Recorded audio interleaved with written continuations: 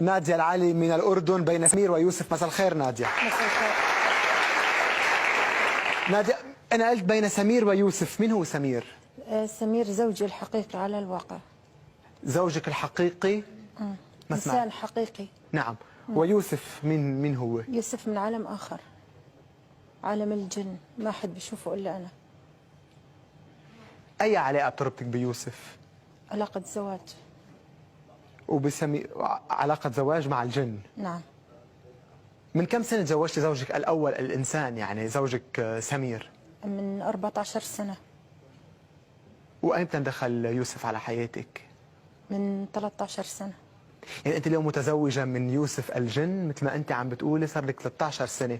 نعم. ثمرة هالزواج في يعني زواج طبيعي بكون، يعني زواج مثل ما نحن بنعرفهم؟ نعم. زواج طبيعي.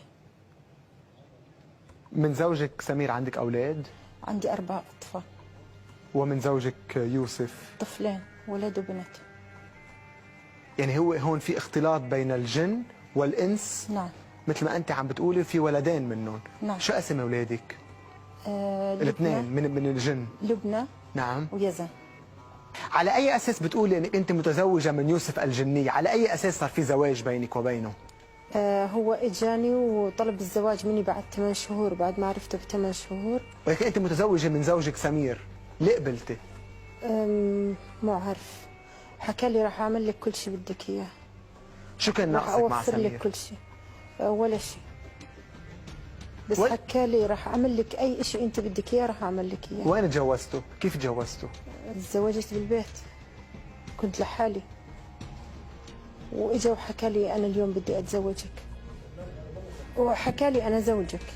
نعم. انا الان زوجك. بس على اي اساس زواج سميتيه زواج؟ يعني عاده بالزواج بيكون في شروط للزواج واركان للزواج. لا، بدون ولا شيء. كان في شيخ، كان في كتب كتاب، شو كان في؟ لا، ما كان في ولا شيء، بدون شيء. نعم. حكى لي أنا زوجك وأعمل لك أي شيء أنت بدك إياه تحتاجيه، أنا أعمل لك إياه. حتى إذا صار نقص فلوس أو أي شيء أنا بوفر لك إياه. فأنا كيف يعني بتصحي من النوم بتلاقي فلوس معك؟ مرات أنا بمر بأزمة مادية وبلاقي عندي فلوس، بكون موجودة فلوس. نعم. بعرف إنه هو إجا وحط لي فلوس، لأنه ما في حدا يعمل إلا هو يعني. جوزك ما بيسألك وين هالفلوس؟ جوزك الإنسان؟ لا، ما أنا بشتغل. نعم. بشتغل، فما. شو بيعرف زوجك عن الجن يوسف؟ ولا شيء. ولا شيء؟ لا. والأولاد اللي حكيتي عنهم قبل، قلتي لي في ولدين. كيف يعني صار في حمل بهذه الفترة؟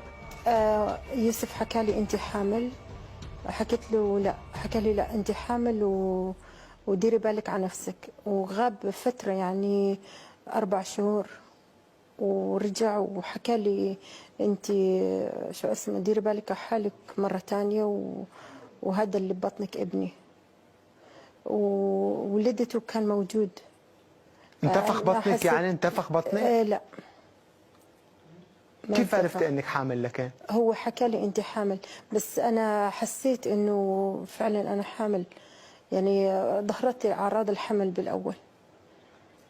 يعني لما تصحى من النوم وبيكون راح يوسف، بيكون في عوارض الحمل؟ شو هن العوارض؟ قعدت اسبوع تقريبا انا مريضه، نعم. وحتى خفت اني اروح على الدكتوره او شيء، او اخذ اي دواء على مزاجي. رفضت الفكره هاي انا من نفسي. الدورة الشهرية ضلت مستمرة؟ نعم. ضلت مستمرة. كيف لكن كان في حمل؟